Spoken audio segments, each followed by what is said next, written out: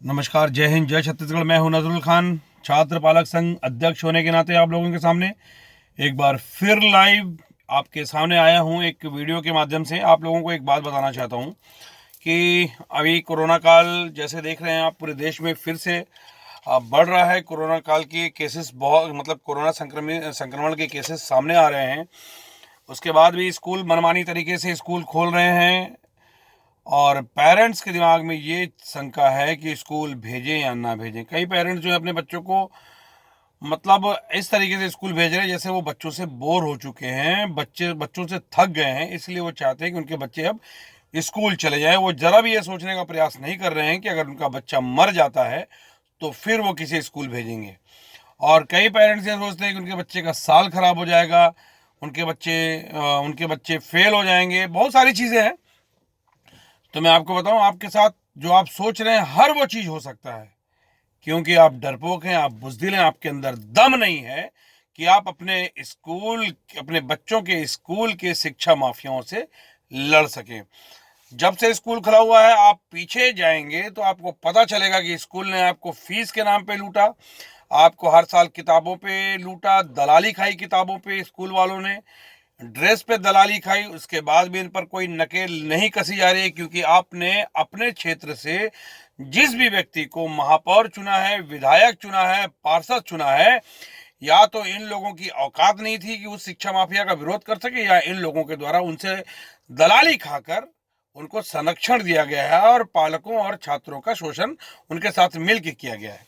ठीक है, तो आप लोगों को मैं बता दूं कि पालक संघ के द्वारा पूरे देश में एक मुहिम चलाई जा रही है कि इस बार शिक्षा फ्री नहीं तो वोट फ्री नहीं। मैं समझता हूं कि आप लोगों को, अगर आप पालक हैं, अगर आप स्टूडेंट हैं, तो आपको मेरा समर्थन करना चाहिए, क्योंकि जिस तरीके से देखा जाए कोरोना काल में आपके बच्चों को बिना पढ़ाए ऑनलाइन का एक झूठा सा दिखावा करके, जिसमें भी आपके ऊपर में अतिरिक्त बोझ डाला गया, आपको अलग से लैपटॉप और मोबाइल खरीदने के लिए स्कूलों के द्वारा बाध्य किया गया, और साथ ही साथ उसे एक घटिया स्तर की पढ़ाई करवाई गई है। उसके एवज में पूरा पैसा वसूला गया और आप में से बहुत सारे पालकों ने वो पैसा स्कूल से डर कर उनको दे दिया। मेरी बात समझना, आप डर कर दे दिया है। आप इतने बुजदिल हैं, आप इतने कमजोर हैं कि डर कर आपने इन शिक्षा माफियाओं को पैसा दे दिया, यानी कि आपने एकजुट होना भी मुनासिब नहीं समझा। लेकिन वहीं छत्तीसगढ़ की बात बता दूं तो छत्तीसगढ़ में बहुत सारे पालक, यानी कि हजारों लाखों पालक जो हैं वो एकजुट हो चुके हैं। उन्होंने स्कूलों का फीस रोक भी दिया है, वो आगे भी स्कूलों से लड़ने के लिए तैयार हैं और वो लड़ाई लड़ रहे हैं। और ये लड़ाई जब तक जारी रहेगी, क्योंकि हम इंतजार कर रहे हैं कि 2.5 साल बाद छत्तीसगढ़ में इलेक्शन होने जा रहे हैं, इलेक्शन होंगे। उस इलेक्शन में हम सरकार को उनकी औकात बताने की तैयारी कर रहे हैं कि तुम्हारी औकात पालकों के और उन कॉलेज के छात्रों के वोट के दम पर है जिनका शोषण आपने शिक्षा माफियाओं के साथ मिलकर करवाया है। आपने शिक्षा माफियाओं पर नकेल नहीं कसी, जिसका परिणाम ये हुआ कि पालकों को और कॉलेज के छात्रों को, उनके पालकों को, उस कोरोना काल में जब स्कूल और कॉलेज पूरी तरीके से बंद थे, उसके एवज में भी उनसे पूरे की पूरी फीस वसूली गई है। और इस पर किसी विधायक ने, महापौर ने, किसी भी सांसद ने और किसी भी क्या बोलते हैं पार्षद ने कोई भी अपनी प्रतिक्रिया नहीं दी, ना उनका समर्थन किया। यहाँ तक कि राज्य शासन की बात करता हूँ, छत्तीसगढ़ के मुख्यमंत्री माननीय भूपेश बघेल जी, जिस तरीके से वो सत्ता में आए तो उन्हें एक दम दिखाया था। उन्होंने आते साथ ऐसा लगा था कि वो छत्तीसगढ़ में कुछ करेंगे शिक्षा माफियाओं के खिलाफ, लेकिन उन्होंने भी कुछ नहीं किया। और उनके जो मंत्री बैठे हुए हैं, मुझे लगता है कि ये 15 साल का जो सूखा था छत्तीसगढ़ में, 15 साल से बीजेपी सत्ता में थी, कांग्रेस सत्ता में नहीं थी। 2 साल 2.5 साल हुए हैं उनको सत्ता में आए हुए, लेकिन जब से ये आए हैं ऐसा लग रहा है कि सिर्फ ये लूट खसोट करने के लिए आए हैं। पिछली सरकारों के खिलाफ भी पालक संघ के द्वारा लड़ाई लड़ी गई, जिसमें मुझे कई मर्तबा क्या बोलते हैं पालक संघ को दबाने का प्रयास किया गया, रोकने का प्रयास किया गया, लेकिन हम वो लोग हैं जो ना दबाने से दबेंगे और ना कोई हमको रोक सकता है, क्योंकि हम अपने देश के संविधान का पालन करवाने के लिए लड़ रहे हैं, हम अपने देश की शिक्षा व्यवस्था को सुधारने के लिए लड़ रहे हैं और ये सुधारने का वक्त आ चुका है। आप लोगों को मैं, जहां तक भी मेरी वीडियो ये जा रही है, आप लोगों से सबसे पहला निवेदन है कि जो लोग स्कूलों को फीस नहीं दिए हैं वो बिल्कुल भी मत दें। अगर स्कूल आपके बच्चों को फीस के एवज में परीक्षा से बैठने से रोकता है, तो आप तत्काल उस स्कूल के प्रिंसिपल के खिलाफ में संबंधित थाने में माननीय सुप्रीम कोर्ट के उस आदेश की अवमानना का अपराध दर्ज कराएं, जिसमें माननीय सुप्रीम कोर्ट ने कहा है कि फीस नहीं देने पर किसी भी बच्चे को परीक्षा से वंचित नहीं किया जा सकता और ना ही उसको स्कूल से निकाला जा सकता है। उसके साथ ही साथ बाल अधिकार संरक्षण आयोग के अधिनियम के तहत भी अगर बच्चों को पढ़ाई से वंचित किया जा रहा है तो वो मानसिक प्रताड़ना की श्रेणी में आता है और उस पर भी अपराध पंजीबद्ध किया जा सकता है। लेकिन आपको अपने घर से निकलकर एक कागज पेन लेकर उस पे ये सारे एप्लीकेशन लिख के संबंधित थाना प्रभारी के नाम पे एप्लीकेशन लिख के उसको आपको थाने में देना पड़ेगा और उसमें यह भी मेंशन करना पड़ेगा कि इस संबंध में आपके द्वारा स्कूल के प्राचार्य पे जो भी कार्रवाई की जाती है उसके संबंध में हमें भी अवगत कराएं, ताकि उसके बारे में क्या बोलते हैं, हम उस संबंध में माननीय न्यायालय में कोर्ट की अवमानना की याचिका स्कूल के प्रिंसिपल और स्कूल के खिलाफ में लगा सकें। प्रतिलिपि में आप बाल अधिकार संरक्षण आयोग, जिले के कलेक्टर, जिला शिक्षा अधिकारी और छत्तीसगढ़ प्रदेश अध्यक्ष छत्तीसगढ़ छात्र पालक संघ के नाम से प्रतिलिपि में जरूर डालें और उसकी प्रतिलिपि की कॉपी जो है सब जगह पहुंचाएं। मुझे आप 9300358773 पर व्हाट्सएप कर सकते हैं, ताकि मैं भी उस स्कूल के प्राचार्य और स्कूल के खिलाफ में लीगल एक्शन ले सकूं। उनके खिलाफ कोर्ट में जरूरत पड़े तो एक याचिका दायर करके उनके खिलाफ कड़ी से कड़ी कार्रवाई करवा सकूं।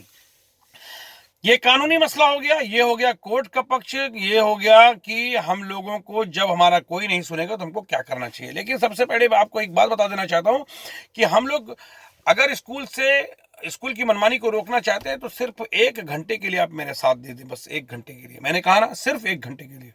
मैं इन शिक्षा माफियाओं की घर में इन्होंने जितनी प्रॉपर्टी इकट्ठा की है शिक्षा बेच के, सबको गिनवाने की हिम्मत रखता हूं, इनकी औकात बताने की हिम्मत रखता हूं। याद रखना, आप लोग अगर अपने बच्चों को क्या देना चाहते हैं, किस टाइप की एजुकेशन देना चाहते हैं कि पढ़ो लिखो और गलत चीजों का विरोध भी मत करो, डरते रहो गलत काम करने वालों से, तो ऐसी शिक्षा से अच्छा है कि हमारा बच्चा जो है वो अनपढ़ रह जाए। और आप क्या शिक्षा देना चाहते हैं कि पढ़ो, नहीं तो नौकरी कैसे मिलेगी। तो किस नौकरी की बात करते हैं, आपको कहां से नौकरी मिलेगी। ना आपके बच्चे को पढ़ाई के बाद नौकरी मिलने वाली है, ना आपका बच्चा आईएएस आईपीएस बनने वाला है। और है कितनी मतलब कितनी संख्या है, कितनी सीटें होती हैं इनकी। आप अपने बच्चों को नौकर बनाने की बजाय मालिक बनने का हुनर दीजिए, उनको पढ़ाइए। और सबसे पहली चीज, अगर आपको अपने बच्चों को शिक्षा फ्री देनी है तो आपके मोहल्ले से, आपके वार्ड से जो पार्षद चुना जाता है, उस पार्षद को आप वोट देना बंद कर दें। आप वोट देने के पहले ये जरूर पूछें कि तूने मेरे बच्चों की शिक्षा के लिए और मेरे परिवार की चिकित्सा के लिए क्या किया।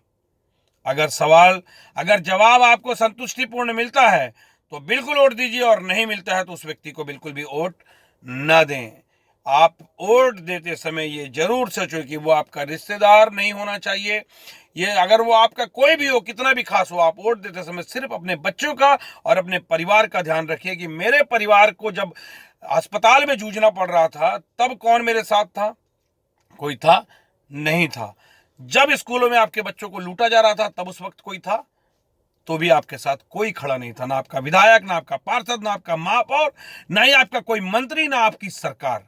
तो वोट आप किस लिए देते हैं उसे, सिर्फ अपना शोषण करवाने के लिए। तो बंद करिए ये तमाशा, एकजुट हो जाइए।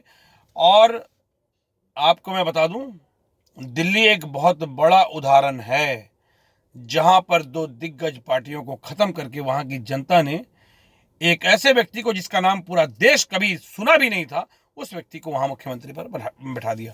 और वहां की एजुकेशन सिस्टम की बात क्या करूं, वहां की सरकारी स्कूलों की स्थिति जो है हर पूरे हिंदुस्तान के प्राइवेट स्कूलों से अच्छी हो चुकी है। तो मैं आपको वही बात कहता हूं कि मैं ये नहीं कहता कि आप उस पार्टी से जुड़ जाइए या उस नेता को अपना नेता मान लीजिए। आप अपने प्रदेश में इस तरीके की मुहिम चलाइए। आप शिक्षा फ्री, चिकित्सा फ्री की मुहिम चलाइए। आप ये बोलिए कि जब शिक्षा फ्री नहीं तो वोट भी फ्री नहीं। तो जिस पार्टी को आपका वोट चाहिए होगा वो शिक्षा फ्री का शपथ पत्र देगी, उसके बाद ही उसको आपका वोट मिलेगा। ये आपको करना पड़ेगा। तो इसलिए मेरा आपसे निवेदन है, आपको आपके बच्चों की कसम है, आपको आपके देश की कसम है, अगर आप देशभक्त हैं, अगर आप अपने बच्चों के पेरेंट्स हैं, तो इस बार आने वाले समय में शिक्षा फ्री नहीं तो वोट फ्री नहीं नारे के साथ में अपना बटन दबाएंगे। दूसरी चीज, आने वाले समय में स्कूलों के द्वारा किताबों पे दलाली खाने की तैयारी की जा रही है। आप एनसीईआरटी के अलावा कोई किताबें नहीं चलने देंगे। छत्तीसगढ़ में किताबें टोटली सरकार के द्वारा कई सालों से फ्री दी जा रही है। उनको भी किताबें खरीदने की आवश्यकता नहीं है। अगर कहीं कोई दिक्कत होती है तो आप पालक संघ से संपर्क करें और पालक संघ को फोन करें। जय हिंद, जय छत्तीसगढ़।